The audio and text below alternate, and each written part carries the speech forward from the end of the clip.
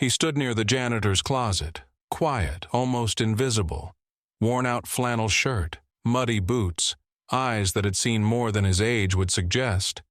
Nobody noticed him, not really. Not until the CEO walked in. The Graviton Technologies factory was buzzing, but not in a good way. People were stressed, tired, moving like shadows under flickering lights. The smell of burnt coffee clung to the air. Right at the center of it all was a problem. A big one. A brand new state-of-the-art packaging machine worth $6 million refused to work. It had been 2 weeks now, 2 full weeks of trying and failing. The machine would light up, flicker, groan, then shut down. No one knew why. Not the software guys, not the engineers, not even the outside experts they flew in at ridiculous cost. Everyone stood around it like it was a dead body they couldn't bring back to life.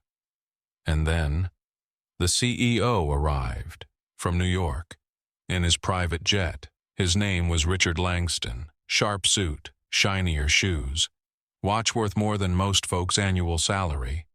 He walked in like he owned the oxygen in the room, because in his mind, he did.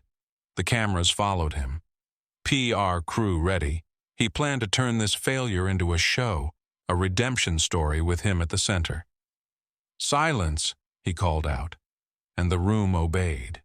Richard walked slowly toward the dead machine, placed a hand on the metal, then looked around the room with a smirk. "Well, if none of our brilliant minds can fix this," he said, raising an eyebrow, "maybe we should ask the janitor."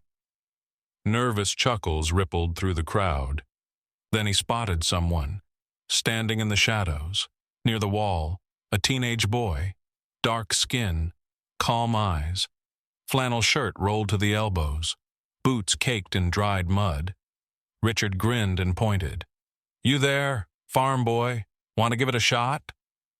People laughed louder now. Some shook their heads. It was a joke, of course, something for the cameras. The rich man poking fun at the working class. The boy didn't laugh. He just looked up, met the CEO's eyes, didn't flinch, didn't smile. Then, slowly, he started walking forward. The room fell silent, like someone hit mute on the whole building. People parted to let him through, some with pity, some with smirks, some just curious. The janitor, an older black man named Walter, rushed forward, panic in his voice. "Sir, he's just visiting. That's my nephew, Elijah. He's only here waiting for my shift to end." Richard didn't even look at him. "Let him try," he said, loud enough for the cameras to hear. "It's just a machine, right?" Elijah reached the machine, stood in front of it. He didn't touch it right away, just looked at it. Really looked. Then he placed one hand on the panel, ran his fingers along the control interface, not nervous, not shaky, focused. The engineers whispered behind him. The managers held their breath. Nobody expected anything. Nobody, except Elijah. He crouched down, examined the wiring underneath. "Someone put this in backward," he murmured. The words were soft, but clear. A few engineers frowned. Elijah reached into his backpack, pulled out a small screwdriver. A voice started to protest, but Richard raised a hand. "Let him." The room watched. A teenager, in muddy boots, opening a machine no one else could fix. Elijah unclipped 2 wires, swapped their positions, aligned a sensor, pressed the reset panel. Nothing. Then, a low hum. The machine blinked, lit up. Gears moved, lights turned green, then roared to life. Gasps filled the room. Phones shook in hands that had been recording the whole thing. Richard's jaw tightened. One of the senior engineers, a black woman named Camille, spoke almost in a whisper. "That wasn't luck." She turned to Elijah. "How did you know?" Elijah stood up, wiped his hands. "My daddy built something like this," he said. "Back on our farm." The room stilled. Richard stared. "And who is your father?" Elijah met his eyes, calm, steady. His name's Marcus Daniels. A silence hit the room like thunder, gasps, stares, whispers. People turned toward the back of the warehouse. And there he was, a tall man in a simple coat, walking in like a ghost from the past. Marcus Daniels, the legendary engineer they all thought had disappeared. Now, they realized, the janitor's nephew wasn't just visiting, he was legacy. And this story? It was just beginning. Marcus Daniels didn't say a word as he walked across the factory floor. He didn't need to. People recognized him instantly. The engineers, the same ones who had once studied his designs in college, stood frozen. Executives whispered behind their hands. And Richard Langston? His confident smile had vanished, because Marcus Daniels wasn't just anyone. Years ago, he was the name, the mind behind some of the most advanced machinery in the country, the man who once held patents that revolutionized the industry. Then, one day, he vanished. Rumors spread. Some said he had retired early. Others said he had lost everything. But the truth? Marcus gave it all up after a car accident left his wife in a wheelchair and his farm on the brink of collapse. He chose family. He chose his land. He walked away from fame and money to raise his son, fix tractors, and rebuild life one broken bolt at a time. And now, his son had just fixed a machine that baffled an entire tech division, in front of a room full of people who didn't even bother to ask his name. Elijah didn't gloat. He didn't smile. He just nodded when his father reached him. Marcus looked down at the open panel, then at the humming machine, and then at his son. "You did this?" he asked. Elijah nodded once. "Clean, smart, efficient," Marcus said softly. "You even aligned the voltage gates?" Elijah shrugged. "They were misread. I just followed the pulse signature." Camille, the engineer, stepped forward, eyes still wide with disbelief. "Mr. Daniels, it's really an honor. We didn't know." Marcus raised a hand. "No need for that. I'm not here to take credit." He looked around the room. "But I will say this." His voice was calm, firm. "You all looked at my son and saw a janitor's guest, a farm kid in muddy boots." He paused. "And not one of you thought to ask what he knew. Not one of you thought, maybe the smartest person in the room doesn't wear a badge." The words stung, but no one argued, because they were true. Richard finally stepped forward, still trying to salvage the moment. "Well, Mr. Daniels, Elijah, this is quite impressive, unexpected." His voice trembled, just enough to notice. This is what innovation looks like, right?" He motioned to the camera crew, tried to turn it into a PR win again, but the mood had shifted. This wasn't his moment anymore. This wasn't a punchline or a photo op. This was a turning point. Camille looked at Elijah. "You didn't just fix the machine," she said. "You understood it. We've had teams on this for weeks." Elijah scratched his neck. "I've been fixing things since I was 10. Engines, pumps, welders. My dad taught me everything." He looked up, eyes bright but grounded. "Out on the farm, you can't afford to wait on help. You learn to fix what's broken, fast." The room grew quiet again, not out of shock, but out of respect. Real respect. Richard cleared his throat. "Well, we'd be honored to, have both of you consult with our team moving forward. Maybe help us improve training or systems." Marcus glanced at his son, then at Camille, then back at Richard. "We'll think about it," he said. Then he turned to Elijah. "Ready to go?" Elijah nodded. He picked up his backpack, the same one with the little screwdriver that had saved the day. As they walked toward the exit, Camille called out, "Elijah!" He turned. "If you ever want to work here, really work here, I'd back you, no matter what the name tag says." Elijah smiled for the first time. "Thanks, ma'am. I might just take you up on that." The factory doors opened. Father and son stepped into the late afternoon light. The world inside had changed, and so had the boy in muddy boots, because from that moment on, he wasn't just the janitor's nephew. He was the spark that reminded everyone, talent doesn't come wrapped in a title. It lives in the hands of those who show up and fix what no one else can. The next morning, the story had already spread across company emails, whispered between departments, and even on social media. The kid fixed the $1 million machine. He's Marcus Daniels' son. No, really, the legend. Marcus himself walked in.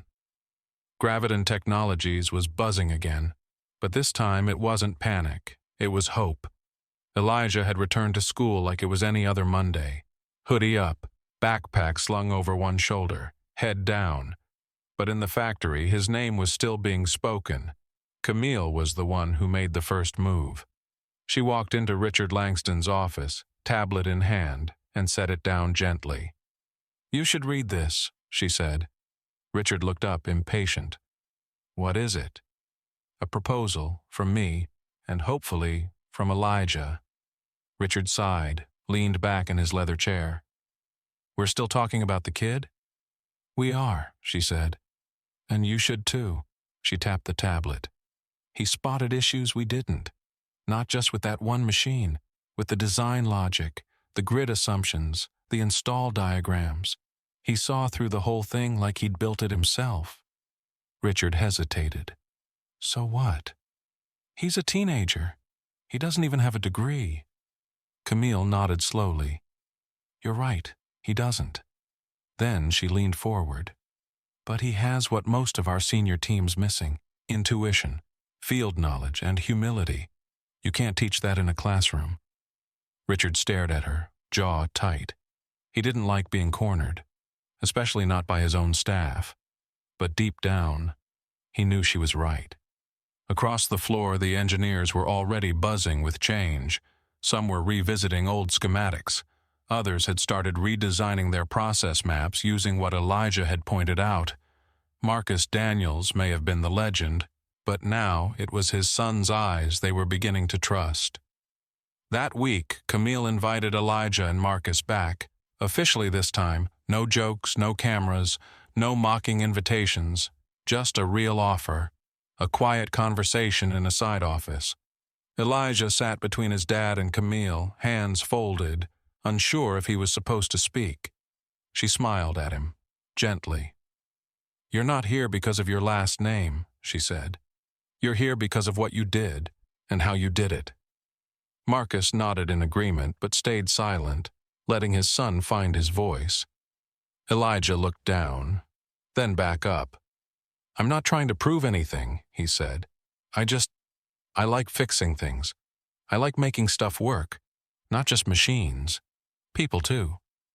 Camille's smile widened. "Then that's exactly why we need you." By Friday, Elijah was walking the floor in a new pair of boots, still muddy but less worn. The old engineers nodded at him. Some asked questions. One even asked for help. Not out of pity, not because of his last name, because they respected him. They saw what he saw now. That wisdom doesn't always wear a suit. That some of the best minds in the world grow up fixing tractors, not writing code. That brilliance can come with a lunchbox. Richard watched all this unfold from his glass office above. The laughter had stopped. The sarcasm was gone, and something he'd built his image on, control, was beginning to slip through his fingers. He told himself it didn't matter, but the truth? It did. Because this wasn't just about a machine anymore. It was about who deserved to be listened to. And Elijah? He wasn't there for attention. He was there for the work. He walked the factory floor with a notepad in hand, sketching adjustments, asking questions, absorbing every wire, every gear, every loop in the code. And slowly, quietly, he was becoming something no one expected. Not just a kid with a gift, not just a farmer's son, but a quiet force of change. And the room, the very room that once laughed at him, was starting to follow his lead.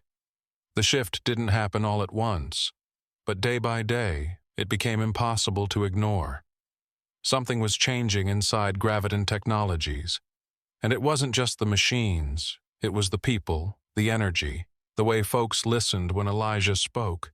At first they just watched him, curious. Then they started asking questions. Then they started writing down his answers. Elijah wasn't loud. He didn't walk around with swagger or act like he knew everything. But when he spoke, people leaned in, because he said things that made sense. He spotted patterns others missed. He caught tiny mistakes in code that had been reviewed a dozen times. He didn't just know machines. He understood them, like he could hear what they were trying to say. Even Richard Langston, watching from his office above, could see it. Though he'd never admit it out loud, the factory that once hummed with tension now buzzed with purpose. Elijah's fingerprints were everywhere. Better layouts, smarter safety checks, more efficient processes that saved hours of downtime, and more importantly, respect, not just for him, but for each other. Because when Elijah walked the floor, he treated everyone the same. Didn't matter if they wore suits or coveralls. If you had something to share, he listened. And that changed everything. Camille was the first to say it out loud. At a team meeting, she stood up, tablet in hand, and said, "Elijah Daniels is not just some wonder kid who got lucky. He's a born engineer." The room was quiet. She turned to Richard, who sat at the end of the table. "I recommend we form a new division," she said. "Innovation and practical design. Led by Elijah, supervised by his father." A pause. You could feel the tension, the air thick with unspoken thoughts. Richard's jaw clenched. He glanced around the table. Every executive, every senior engineer was watching him, waiting. He tried to keep his tone calm. "Well, it's certainly unconventional. He doesn't have a degree. He's still in high school." Camille didn't blink. "And yet he's leading us." A murmur of agreement followed. Richard tapped the table with his pen, then leaned back in his chair. "Fine," he said. "Let's give it a trial period. See where it goes." He tried to sound indifferent, but inside, he was rattled, because the company was shifting, and he wasn't at the center of it anymore. Later that week, Elijah stood at the head of a small workshop. Beside him was Marcus, his father, his teacher, his quiet strength. They mapped out redesigns for outdated systems, listened to feedback from the floor, made changes on the fly. And every time Elijah made a suggestion, you could see heads nodding, not because they were trying to impress him, but because what he said made sense. He wasn't trying to build a legacy. He was just trying to build better machines. And that kind of humility, that kind of real grounded knowledge, it's rare. By the end of the month, something strange happened, something no one expected. Graviton's stock price started rising, not because of some marketing stunt, not because of a flashy CEO, but because of quiet results, real change. A 16-year-old in work boots was making the company better, smarter, stronger, and people were beginning to notice. Industry blogs started sharing the story. Teen fixes $6 million machine with screwdriver. Son of legendary engineer leads breakthrough at Graviton. But Elijah didn't care about headlines. He still rode home in his uncle's old pickup, still wore flannel and muddy boots, still showed up early, stayed late, took notes. Because for him, this wasn't a spotlight. It was a calling. And the factory, it had become something else entirely, not just a place of work, but a place of possibility. And for the first time in years, it felt like something truly good was being built inside those walls. Not just machines, but belief. In people like Elijah, in stories like his, and in the quiet power of showing up every single day, ready to fix what others said couldn't be fixed. Autumn rolled in, cool wind through the factory's open windows, golden light on metal beams. And Elijah? He hadn't changed much, still wore flannel, still carried that same old notepad filled with sketches, wire paths, and half-solved problems. but the world around him had changed. The engineers stopped calling him kid. Now they called him boss, or sometimes just Elijah. And when he walked into the design meetings, people waited for him to speak first. One morning, Camille stepped into Richard Langston's office. She didn't knock. She just walked in, a quiet fire in her eyes. "The board's ready," she said. Richard looked up from his screen. "Ready for what?" "To vote." He blinked. "On what?" She didn't answer right away. She just set the report down. Growth, productivity, retention, efficiency, it's all up, because of one reason. "Elijah," she nodded. "The board knows it. Investors know it. You do too." Richard leaned back slowly. "You want me to step down?" Camille didn't blink. "I want what's best for this company." That Friday, the board made it official. Richard Langston was asked to resign, too resistant to change, too focused on image, too blind to the future standing right in front of him. And in his place, not Elijah, not yet, but something even more powerful. A new division, run by Elijah Daniels, advised by Marcus Daniels, backed by a team that finally saw past resumes and looked for results. At the next company-wide meeting, Elijah stood at the front, stage lights low, factory workers, engineers, janitors, executives, all in the same room. He took a breath, then began. "I'm not here because I'm the smartest," he said. "I'm here because I didn't give up when something broke. I kept looking, kept asking, kept trying." He paused. "My dad taught me that." He looked to the side where Marcus stood, arms crossed, proud but quiet. "And I believe," Elijah said, "that great ideas don't come from the top of the ladder. They come from everywhere, from people who care, from people who pay attention, from people who aren't afraid to get their hands dirty." Silence. Then applause. Not polite, not slow, real applause. From every corner of the room, the kind you feel in your chest, the kind that means everything just changed. Over the next few months, Graviton became a different company, more open, more curious, more human. And Elijah, he kept showing up, early, notebook in hand, same muddy boots, same heart. He didn't chase fame, but it found him anyway. Articles, documentaries, invitations to speak. And every time he stepped on a stage, he told the truth. That greatness isn't handed down. It's built. One mistake at a time. One fix at a time. One moment of being overlooked and choosing to keep going. One evening, as the sun dipped low over the factory's parking lot, Elijah stood beside his father. They looked out at the building together. "Do you think we made a difference?" Elijah asked. Marcus smiled. "You didn't just fix a machine, son," he said. "You fixed the way they see us." A quiet beat passed between them, the kind only fathers and sons understand. And in that silence, Elijah knew. This wasn't the end.